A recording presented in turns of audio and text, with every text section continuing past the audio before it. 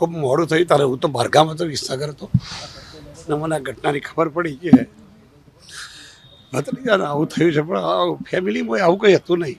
મારી જાણ મુજબ તો હમણાં તો પાછા ફરવા બી જવાના હતા. 3 દિવસ અગાઉ તો મને મળ્યા છે. એટલે ખૂબ રાજાના દીકરા જેવો દીકરો.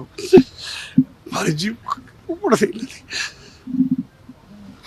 કોઈ ડિસ્પ્યુટ નહોતો, કશું જ નહોતું. અગાઉ પણ એના પપ્પા કેન્સરમાં ગુજરી ગયા હતા.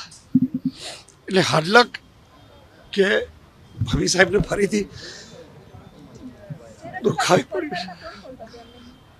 મારા મામાના દીકરા છે થાય, એના પપ્પા બી નાની ઉંમરે ગુજરી ગયા હતા. કેન્સર હતું. 8 વર્ષના મન નજર નહીં આવે એમનો જીવ ગયો હતો. ફરીથી પણ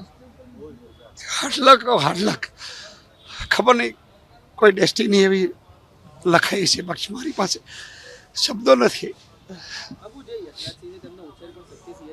ખૂબ નાનપણથી એટલે હું એ જ કહેવા માગું છું કે મોટાભાઈ આદરણીય શક્તિભાઈના ત્યાં જ મોટા થયા હતા. મારા મામાના દીકરા એટલે મારા ભત્રીજા થાય છે. ખૂબ રાજકુમાર જેવો દીકરો. ખબર નહીં એની કિસ્મતમાં શું લખ્યું છે. બાકી એવું કંઈ હતું નહીં. ખૂબ સુખી એનું સરસ જીવન પણ હતું. બહાર ફરવાનું. અચાનક એની ભાગ્યમાં કંઈ લખાયું છે. બાકી મારી પાસે કોઈ શબ્દ લીમડા લઈ જવાના છે મારા ત્યાં વતનમાં, એમના મામાના ઘરે મારા. એટલે મને ખબર છે. હું તો બહારગામ હતો, સીધો દોડતો આવ્યો છું.